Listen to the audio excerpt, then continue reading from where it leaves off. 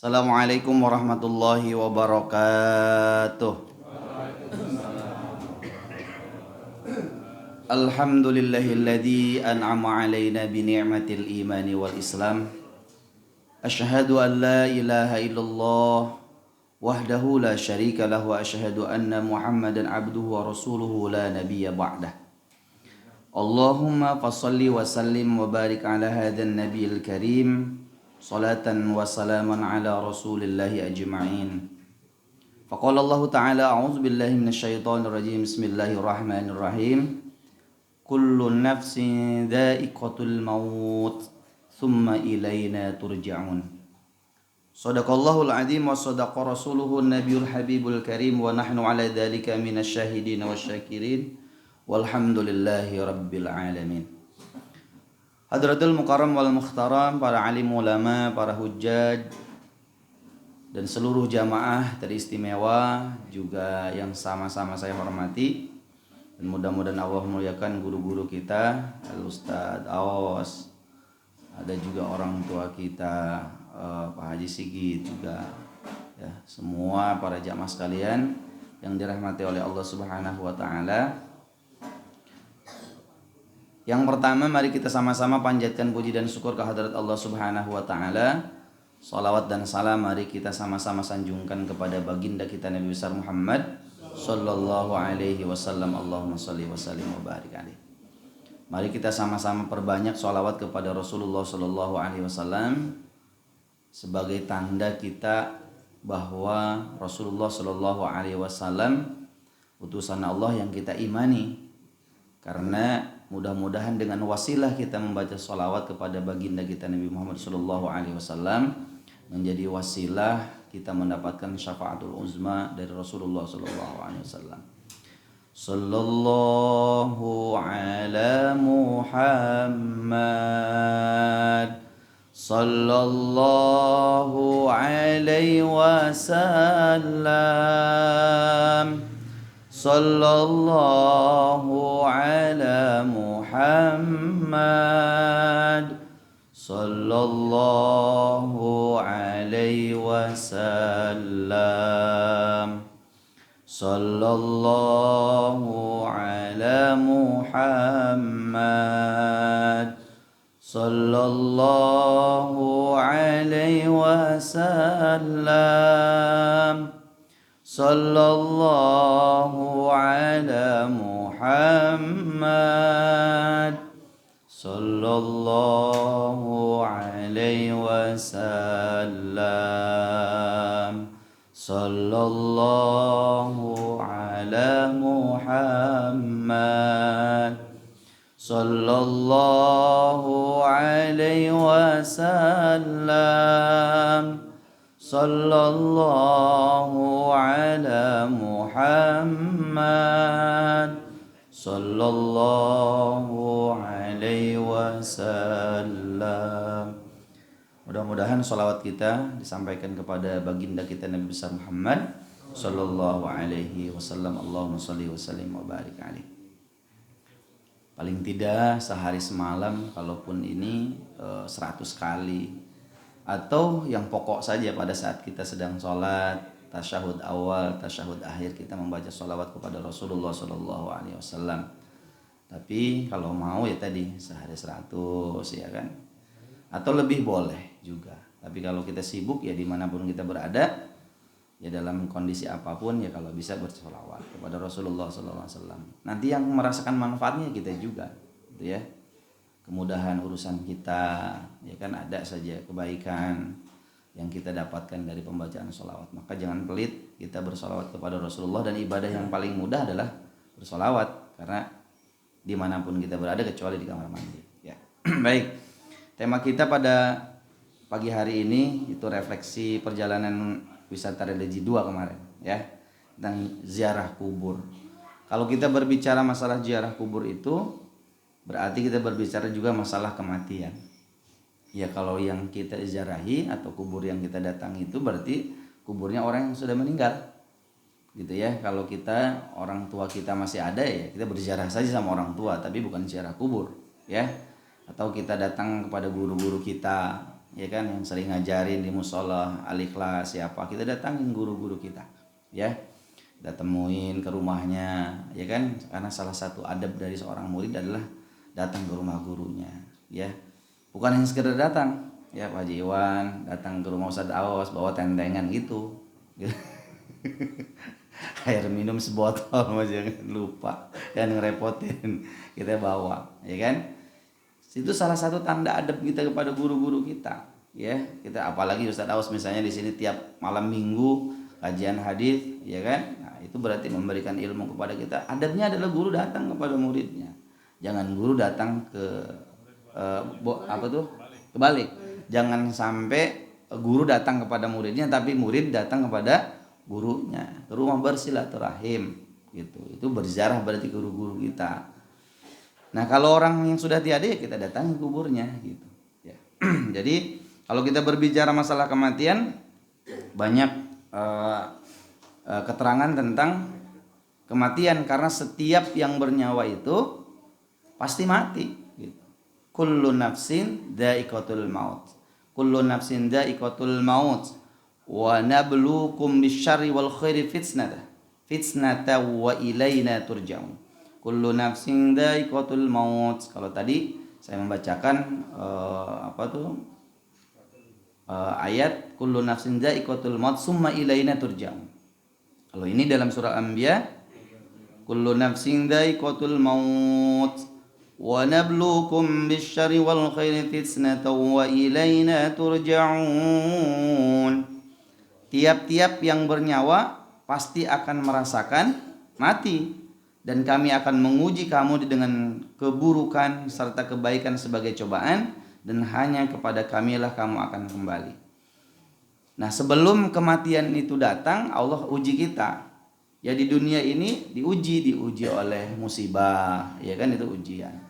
Diuji oleh kenikmatan. Yang hari ini berlimpah rizkinya, berarti itu sebetulnya juga ujian dari Allah Subhanahu wa taala, ujian yang diberikan kenikmatan, ya. Keluarga yang baik, ya kan, keluarga yang harmonis, itu juga ujian. Bersyukur enggak kita gitu. Anak-anak kita yang hari ini ikut sholat ke musola, mereka ikut ngaji bersama-sama kita. Ya, apalagi yang tidak ikut misalnya, apalagi susah dibangunin sholat subuhnya, itu juga buat ujian buat kita. Karena anak adalah fitnah buat kita. Ya, kalau kita mampu mendidik mereka, kita mampu mengarahkan mereka untuk taat kepada Allah Subhanahu wa taala, maka insya Allah nanti di yaumil akhir kita akan dimintai pertanggungjawabannya. Kalau kita tidak pernah menyuruh sholat, anak kita tidak menyuruh sholat, atau anak kita tidak pernah disuruh untuk sholat, maka nanti di akhir kita bisa dihisab oleh Allah Subhanahu wa taala, dan anak itu bisa berhujjah kepada Allah, ya. Dalam satu kisah ada seorang haji, dia datang ke musola, sholatnya luar biasa kelihatan, ya. Berjamaahnya nggak pernah tinggal, ya, pokoknya sholatnya itu selalu hadir berjamaah. Ternyata di rumah dia nggak pernah tuh ngebangunin anaknya untuk sholat atau memastikan anaknya sholat. Ya, dia menikmati ibadah ya hanya sendiri. Seorang haji ini akhirnya meninggallah dia. Ya, terputuslah kelezatan itu dari dunia ini menuju alam kubur. Suatu hari dihujah dia sama anaknya. Ya, Pak Haji ini sudah masuk ke dalam surga.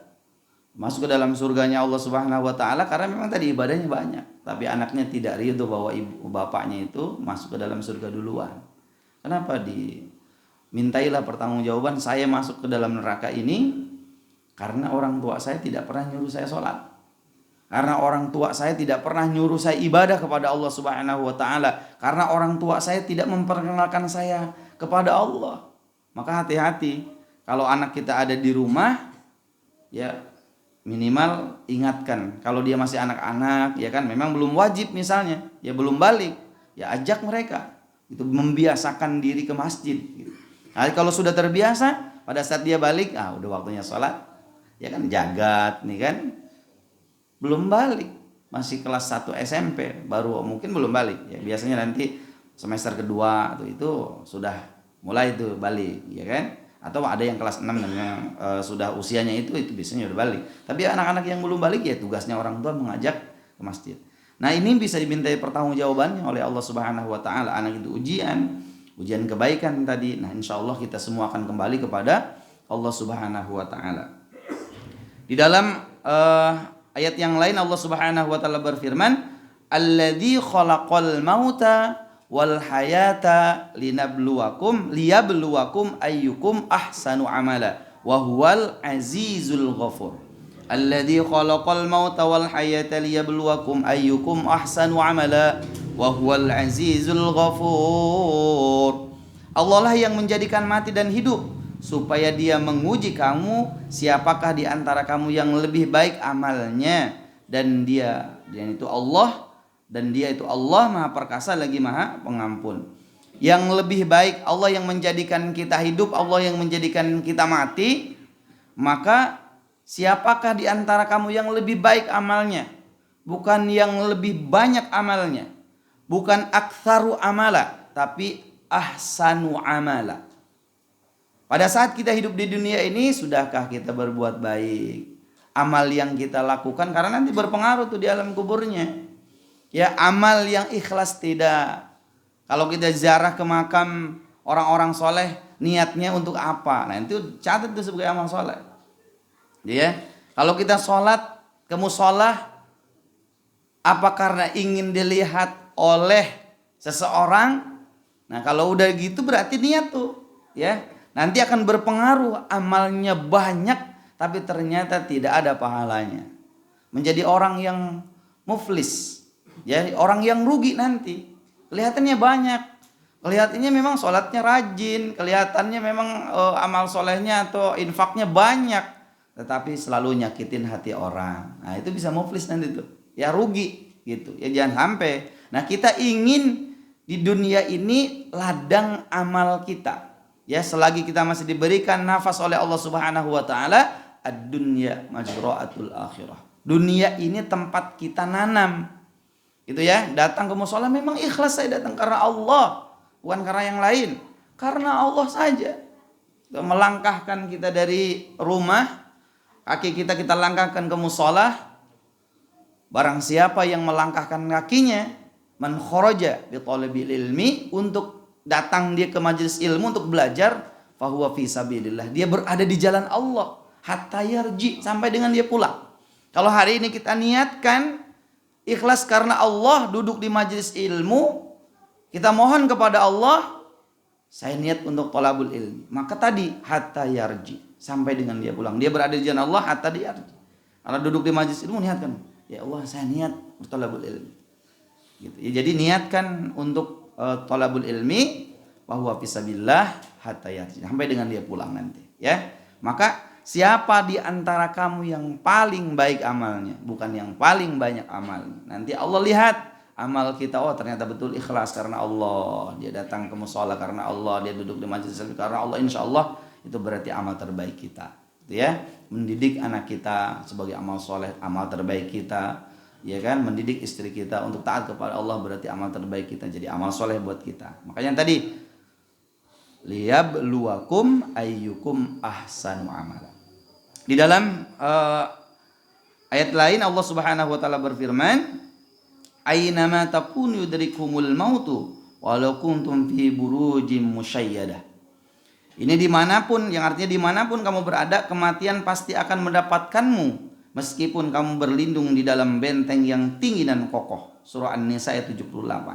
Pada saat kematian datang, walaupun kita berada ibarat ini di benteng yang kokoh, orang lain tidak menembus peluru, tidak, misalnya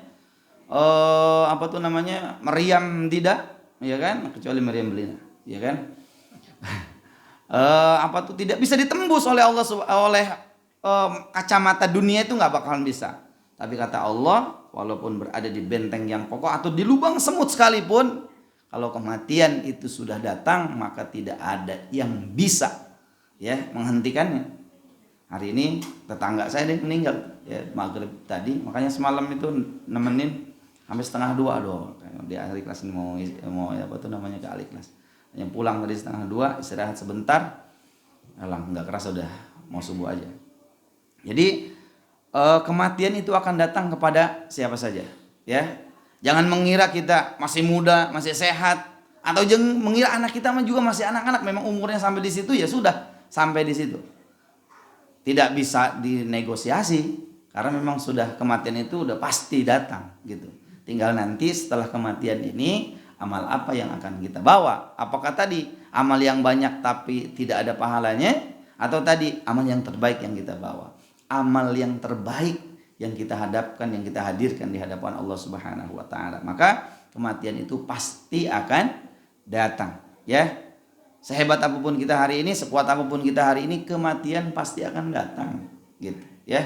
Tinggal nanti setelah kematian itu apa yang mau kita bawa, ya, atau meninggalkan apa kita di dunia ini. Apakah amal yang salah, ya kan, apakah amal yang soleh, gitu ya. Kalau amal soleh, nama baik yang kita tinggalkan, akhlak yang baik yang kita tinggalkan, maka insya Allah orang akan mengingat kita dengan kebaikannya, gitu. Tapi kalau kita meninggalkan keburukan, maka keburukanlah yang akan terus orang yang dekat dengan kita yang diingat adalah keburukannya. Maka insya Allah selagi kita masih bisa berbuat baiklah, sehingga nanti pada saat Allah panggil kita, yang kita tinggalkan adalah amal baik, nama baik kita buat keluarga kita, ya.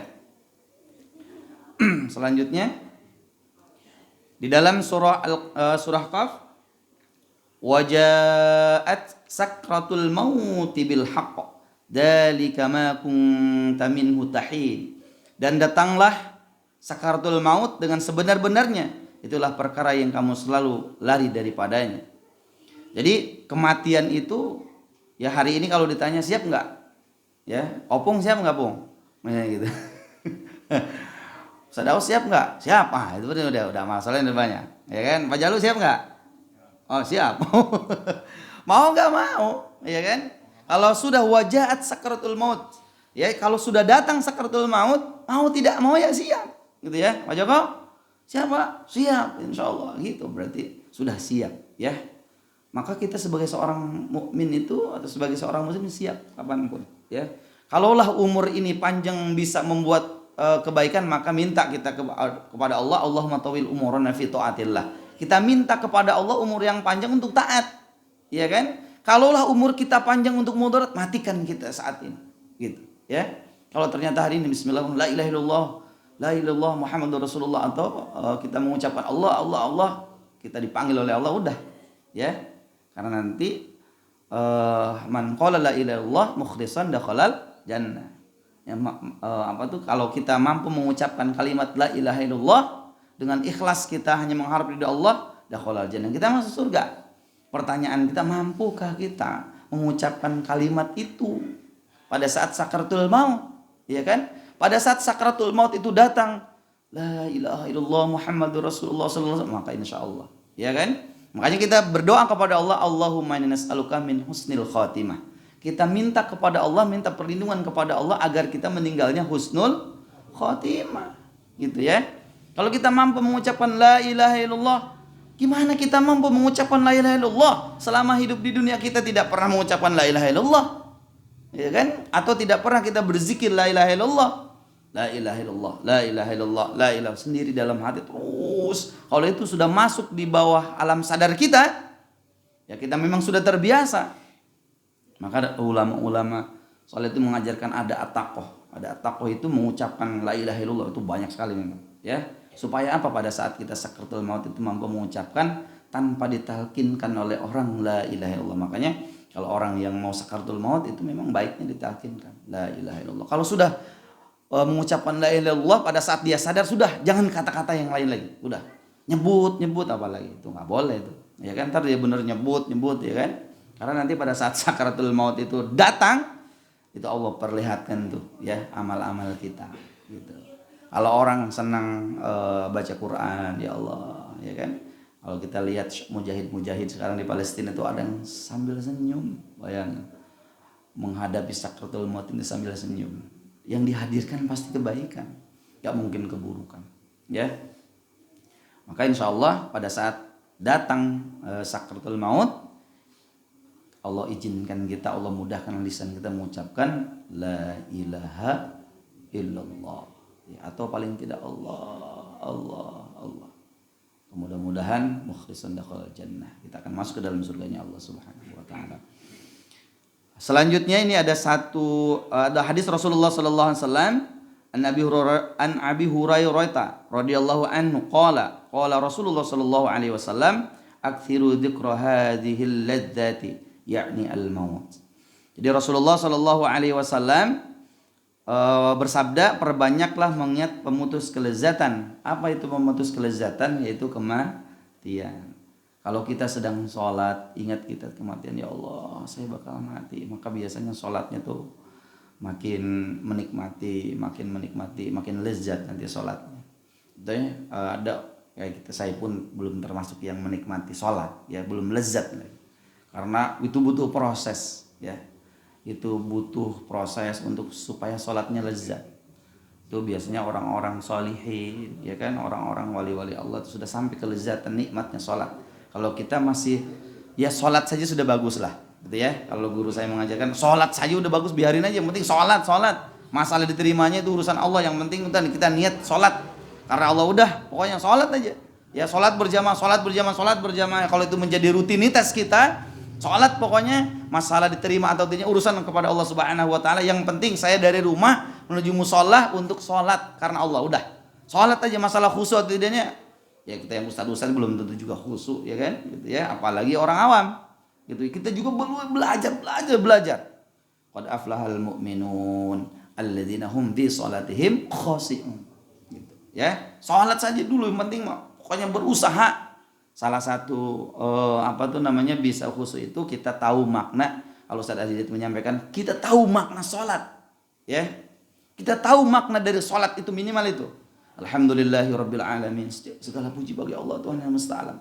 Ya, di dalam hati kita menyampaikan itu.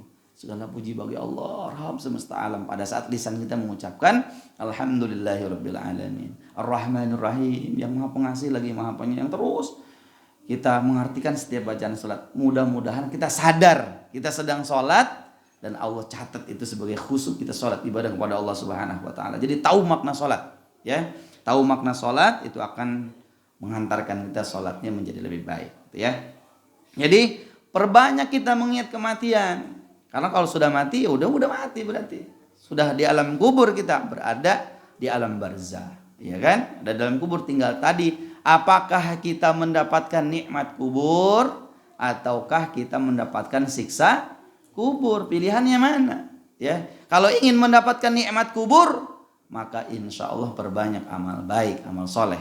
Ya, kalau kata Pak Haji Sujanto di ujung sana, jangan nyakitin orang. Ya itu, ya kan? Jangan pernah kita nyakitin orang. Ya, kan kemarin juga waktu kita ziarah itu kan, kata Raden itu, jangan nyakitin orang. Gitu ya, jangan nyakitin orang. Itu luar biasa, memang betul itu. Ya, kadang lisan kita nggak sengaja nyakitin orang, ya kan? Menurut kita biasa, tapi belum terjadi orang lain itu sakit dengan ucapan kita. Maka hati-hati. Ya, jangan nyakitin orang supaya amal baik kita dapatkan, gitu ya. Jadi ingat kita mati pokoknya, ya. Ingat mati, ya Allah, saya bakal mati, ya Allah, saya bakal mati, ya Allah. Jadi semuanya punya Allah nanti. Kalau kita ingat mati itu semuanya, rumah ini punya Allah, mobil ini punya Allah, anak istri kita punya Allah, jamaah ini semuanya punya Allah. Nggak ada yang kita akuin jadinya, ya kan? Ingat mati. Memang tidak mudah, ya kan? Ya pada saat kita lagi nikmat-nikmatnya begini, apalagi berbuat maksiat, lupa tuh kita namanya mati itu, ya kan? Padahal semua perkara yang kita lakukan di alam dunia ini akan dimintai pertanggungjawaban oleh Allah Subhanahu wa taala. Lupa kadang kita ingat mati, bahwa kita besok kan mati. Nauzubillah, ya. Kita mati di tempat maksiat. Ya, kita mati di tempat maksiat, memang sedang berbuat maksiat, nauzubillah, ya. Makanya kita berlindung kepada Allah. Kita ingin meninggalnya di tempat yang baik, berkumpul bersama orang-orang yang baik, gitu ya. Berada di masyarakat yang baik. Ya, kita sudah mengetahui di tempat ini ada orang yang baik yang meninggal, ya. Betapa luar biasa. Kita belum tentu sanggup, dan itu doa, ya, meninggal dalam keadaan kebaikan, ya. Karena beliau mintanya begitu. Ingin meninggal dalam keadaan sholat, meninggal ke dalam sedang puasa, sedang saum. Itu harus dimintakan kepada Allah Subhanahu wa taala. Makanya tadi Allahumma inna nas'aluka min husnil khotimah wa na'udzubika min syarri akibati wa su'il khotimah. Kita berlindung kepada Allah dari meninggalnya su'ul khotimah.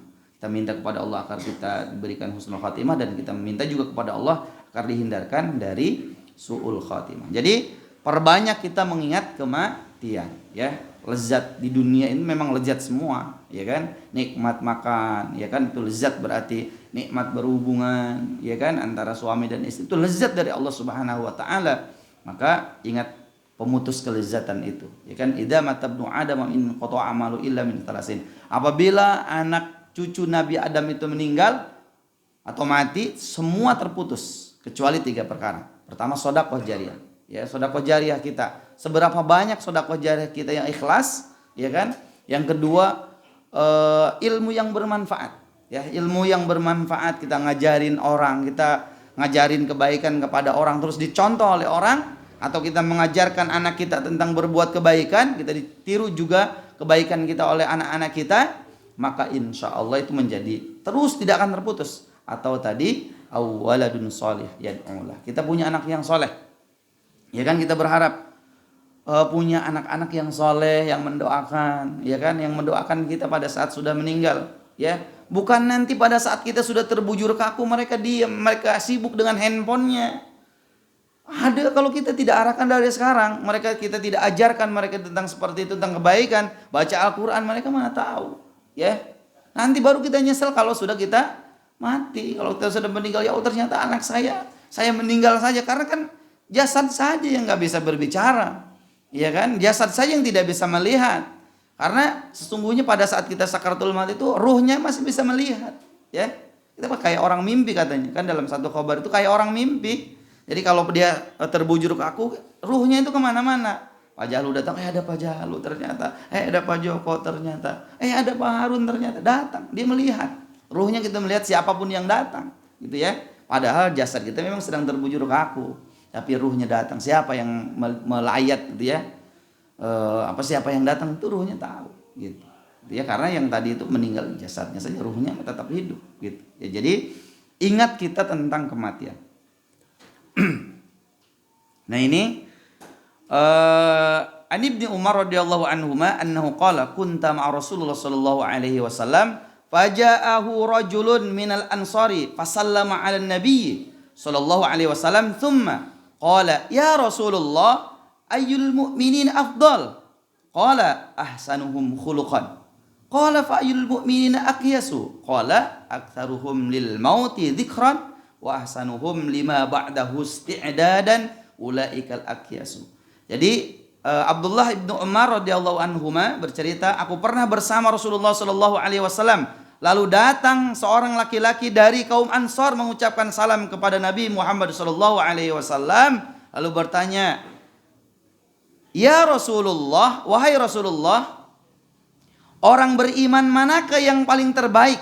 Maka Rasulullah sallallahu alaihi wasallam menjawab, "Ahsanuhum khuluqan." Yang paling baik akhlaknya. Qala fayul mu'mina aqyasu. Orang itu bertanya kembali, lalu orang yang beriman manakah yang paling berakal, paling cerdas? Beliau menjawab, yang paling banyak, atau Rasulullah sallallahu alaihi wasallam menjawab, aktsaruhum lil mauti dzikran. Jadi orang yang paling banyak mengingat kematian dan paling baik persiapannya setelah kematian, merekalah yang berakal. Jadi wa ahsanuhum lima ba'dahu isti'dadan ulaikal aqyas. Jadi orang yang paling baik akalnya atau cerdas akalnya itu orang yang paling banyak mengingat kematian, gitu ya. Jadi aktsaruhum lil mauti, kata Rasulullah, dzikran. Jadi mati itu, ya Allah saya bakal mati, ya Allah saya bakal mati. Ya makanya akhirnya apa? Pada saat dia ingat kematian, setiap perbuatan, setiap perilaku yang dilakukannya itu, maka dia ingat kepada Allah Subhanahu wa taala. Ya ini ya Allah, ini maksiat nih, pasti nanti di pintu pertama aja enggak jadi dah, gitu ya. Oh ini amal soleh nih, zikir nih, ya Allah, zikir kepada Allah, ya Allah, mudah-mudahan zikir saya atau zikir kita bersama-sama dicatat sebagai amal soleh, ya kan? Zikir sampai dengan waktu suruk, ya kan, itu masya Allah, ya kan, itu nggak mudah, karena biasanya kita Allahumma lantas jalan wa minkas lari, jadi habis sholat itu biasanya begitu, ya. Allahumma lantas jalan wa minkas salat. Jadi assalamualaikum, saudara ngimamin apa tuh jamaahnya udah langsung ber gitu ya. Tanpa ada zikir dulu, harusnya zikir dulu ba'da salat ya kan. Zikir dulu, ada yang zikir memang disirkan ya kan, ada yang dizaharkan. Nah, kalau saya biasa dizaharkan supaya apa, anak-anak kecil kita yang hari ini tuh ada mendengar ba'da salat itu astagfirullahaladzim. Ya, dalam satu ceramahnya Habib Rizik itu menyampaikan benar salat kita itu nggak diterima oleh Allah Subhanahu wa taala. Makanya ulama itu mengajarkan kalau kita ba'da salat itu astagfirullahaladzim, ya Allah ampuni dosaku ya Allah. Boleh jadi salat kita itu nggak diterima sebetulnya karena salat kita sambil menghayal, ya kan? Karena salat kita sambil memikirkan kehidupan dunia. Ya kalau Pak Agung fisioterapi, waduh, tadi belum bener nih fisioterapinya. Boleh jadi saat sholatnya ingat itu, ya kan? Aduh, tadi belum pas itu kayaknya fisioterapinya. Bisa aja. Apa yang kita lakukan itu boleh jadi itu. Ya kalau Pak Joko bisnisnya, waduh itu kalau bikin ruko satu lagi itu mantap tuh. Itu sedang sholat. Ya kan, sholatnya tadi sholatnya memikirkan sesuatu dunia, ya kan? Jadi tadi pada saat kita ingat mati, ya Allah, itu luar biasa. Makanya tadi kita betul-betul minta kepada Allah agar sholat kita nikmat, ya kan? Agar sholat kita itu lezat. Masya Allah, itu luar biasa. Jadi ingat mati, ya, ingat kematian. Karena nanti setelah kematian ya udah kita dikubur, udah nggak ada apa-apa lagi kecuali amal soleh yang kita bawa, ya. Nah ini tentang kematian. Maka insya Allah sebagai pengingat buat saya, ya buat kita semuanya bahwa kita bakal meninggal, bakal wafat, bakal berpisah antara ruh dengan jasad kita. Jasad kita sudah, ya siapa cacing apa yang paling ini dimakan cacing semuanya, ya kan? Jasad kita yang hari ini, wah saya ngerasa tampan banget misalnya, ngerasa ganteng banget, udah. Nanti kalau sudah mati udah nggak ada apa-apanya, udah cacing sasarannya. Kecuali memang jasad kita dijaga oleh Allah Subhanahu wa taala, ya kan? Itu orang-orang yang hafizo, ya kan, yang betul-betul tidak pernah nyakitin hati orang, tuh jaga jasadnya oleh Allah Subhanahu wa taala, bahkan puluhan tahun masih begitu saja. Ya kan, sudah banyak buktinya ya. Maka nah kalau kita udah yang penting husnul khotimah aja udah bagus, ya. Jasad kita dimakan cacing udah biarin aja dah. Yang penting kita mendapatkan nikmat kubur dari Allah Subhanahu wa taala. Maka perbanyak mengingat kematian, karena orang yang banyak mengingat kematian itu adalah kata Nabi orang yang cerdas, ya, orang yang cerdas. Jadi insya Allah itu sebagai pengingat buat kita. Nah, adapun tentang dalil tentang ziarah kubur, ya, karena ini refleksi dari WR kemarin itu, karena kita datangin orang-orang soleh, ya kan? Apa dalilnya? Memang beberapa dalil disampaikan oleh Rasulullah Sallallahu Alaihi Wasallam. Kuntu nahaitukum an ziyaratil kuburi fazuruha. Artinya dahulu saya melarang kalian berziarah kubur, tapi sekarang berziarahlah kalian. Jadi hadis riwayat Muslim. Pernah dilarang oleh Rasulullah SAW ziarah kubur karena boleh jadi ada hal-hal yang tidak baik, gitu ya. Adapun di tempat pekuburan yang kemarin ini kita datangin banyak, ya Allah, kadang kita miris banget, ya. Miris sekali orang-orang soleh di tengahnya. Tapi itulah orang-orang soleh. Boleh jadi itu ujian juga buat kita yang datang. Ikhlas nggak kita datang ke tempat ziarah kubur itu? Ya, karena sebagian orang kan, ya Allah, jadi tempat ladang juga rizkinya. Itu boleh jadi amal orang-orang soleh begitu. Ya kan? Amal orang yang soleh itu boleh jadi matinya saja masih memberikan kehidupan buat orang yang hidup. Ya, tinggal kita, ujian buat kita datang ke situ ikhlas nggak kita? Gitu ya, datang ke situ kita ikhlas nggak? Atau ya Allah Rabbi, saya pernah datang ke Syekh Agung Asnawi Caringin, ya kan, ya Allah Rabbi, itu keluarga besarnya ngumpulin, orang datang dimintain, kumpulin, sudah datang ke sini nih, wah ya Allah Rabbi. Belum juga orang-orang yang kayak kemarin tuh, ya Allah, kadang ya Allah saya miris banget melihatnya gitu. Mestinya orang-orang soleh itu di tengah, dikelilingi juga orang-orang yang soleh gitu ya, orang-orang hidup, orang-orang soleh. Tapi ini boleh jadi pengingat juga buat kita, atau jika dia menjadi amal ujian juga buat kita, gitu. Sabar nggak kita, gitu ya. Jadi ziarah kubur itu ya boleh, itu setelah Rasulullah SAW memang pernah melarangnya. Terus di hadis yang lain, hadis riwayat Hakim, kuntu nahaitukum an ziyaratil kuburi ala fazuruha fa innahu yurikul qalba wa tudmi'ul aina wa tudzakkirul akhirah wa la taqulu hujran. Dahulu saya, atau artinya dahulu saya melarang kalian berziarah kubur, tetapi sekarang berziarahlah kalian. Sesungguhnya ziarah kubur itu dapat melunakkan hati, menitikan air mata, mengingatkan pada akhirat, dan janganlah kalian berkata buruk pada saat ziarah. Hadis riwayat Imam Hakim. Jadi ziarah kubur itu kalau kita niatkan tadi ikhlas karena Allah Subhanahu wa taala, datang kita orang tua kita yang sudah tiada. Tadi adabnya sebetulnya sebelum kita ziarah ke orang-orang soleh itu, ziarah dulu kita ke orang tua kita. Itu baiknya seperti itu, ya.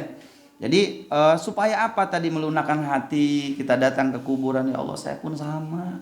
Hari ini masih di alam dunia, saya masih segar bugar begini, sama saya pun sama nanti akan dikubur, ya kan, di tanah ini, di tempat ini misalnya. Itu kan makanya tadi melunakkan hati. Akhirnya tadi tidak ada kata sombong hatinya, ya kan? Tidak ada takabur, tidak riya, semuanya karena Allah, punya Allah semuanya, ya kan? Lunak hatinya, makin lembut hatinya kepada Allah Subhanahu wa taala, ya kan? Bisa menitikan air mata mengingat dosa-dosa kita, ya, menitikan air mata karena banyak dosa, ya.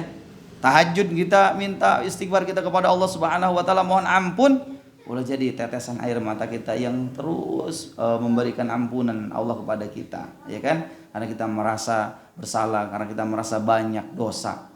Ya, kalau merasa banyak amal itu yang bahaya tuh. Kalau kita merasa banyak dosa, ya Allah banyak banget dosa saya, ya Allah banyak banget, ya kan? Dosa mata, istighfarin tuh mata, ya Allah mata saya itu banyak maksiat yang dilihat, ya kan?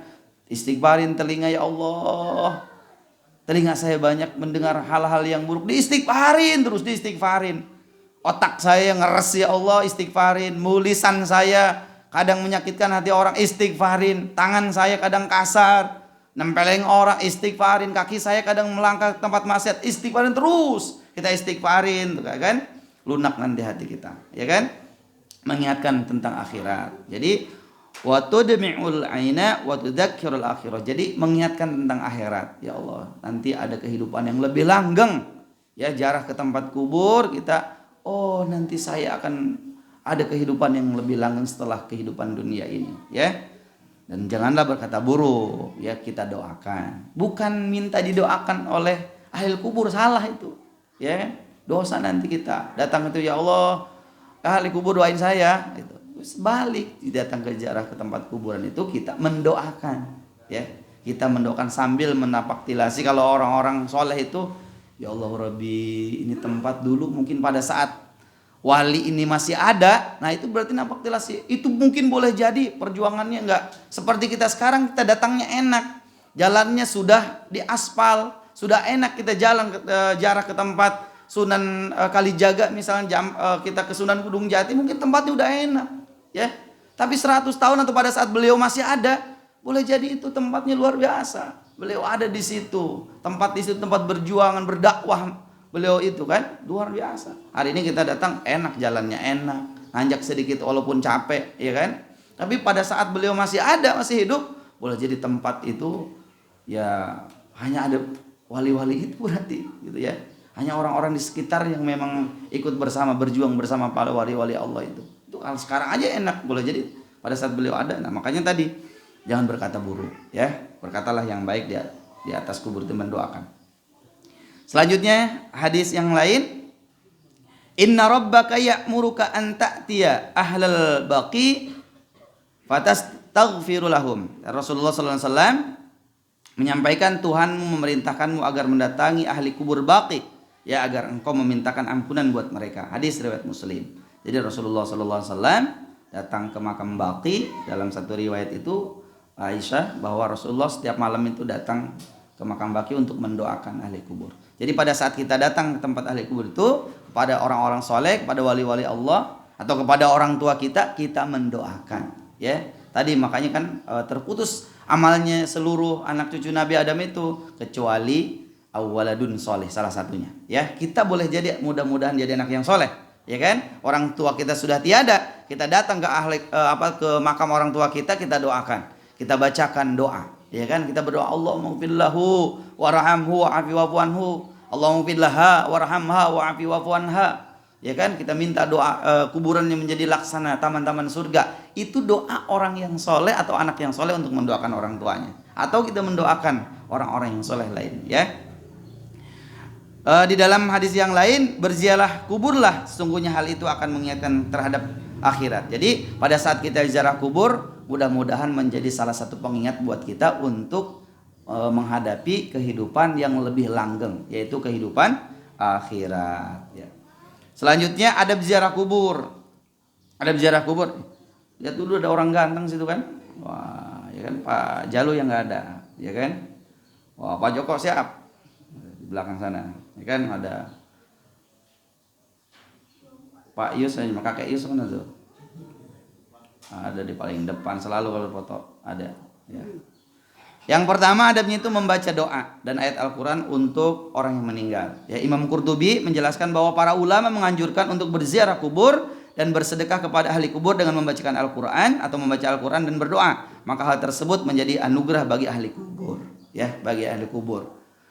Kalau Profesor Quraisy Shihab menyampaikan dalam satu wawancara dengan anaknya beliau itu, Najwa itu, seperti apa sih ahli kubur itu? Jadi ahli kubur itu seperti kaca, ya kan? Dia kalau kaca riben itu kan misalnya kelihatan dari dalam tapi nggak kelihatan keluar, gitu ya. Beliau menyampaikan ahli kubur itu sama seperti itu, ada kehidupan mereka melihat orang yang di alam dunia ini kelihatan anaknya sedang apa misalnya seperti kaca, tapi yang orang hidup itu nggak bisa ngelihat ke dalam, ya. Kalau misalnya kita punya rumah ada kacanya, di rumah itu bisa kelihatan keluar, tapi di dalam nggak kelihatan. Nah seperti itu kata Profesor Quraisy Shihab. Jadi orang yang ahli kubur itu bisa melihat. Makanya tadi kalau kita datang boleh jadi dia sedang melihat, oh ada yang datang, ya kan, ada yang mendoakan, ya. Dalam riwayat yang lain itu ada orang, ya, ada orang yang berebutan, ya, bawa baskom dia, bawa apa tuh untuk, makanya kita sering berdoa tuh, Allahumma ighfir lil mu'minina wal mu'minat. Oh itu orang-orang dalam kubur itu berebutan tuh, ya. Ada orang yang khusyuk, ya, atau anak yang soleh tadi. Kalau dia berdoa kepada Allah, mendoakan, misalnya Pak Joko, wa ila arwahi khususon, sebutkan nama ibundanya Al-Fatihah, itu langsung, ya, langsung sampai tuh kepada ibunya tanpa ada penghalang lagi. Makanya kata ya Allah, ya, kan ada satu riwayat, ada seseorang yang dia itu diam saja, diam saja, karena mendapatkan kiriman terus dari anaknya. Ya, dalam satu mimpi, dalam satu mimpi ada alim, dia bermimpi ada satu orang yang itu dia mendapatkan kebaikan, ya. Di alam kubur itu dia nikmat banget, ya. Ternyata mendapatkan nikmat itu dari mana? Mendapatkan nikmat itu dari anak saya, ya. Anak saya ciri-cirinya ini dia ada di pasar, ya, dia jualan daging. Dia datang, dia bangun, oh, ada orang yang mendapatkan nikmat kubur, ternyata kiriman selalu dari anaknya. Dan betul dia cari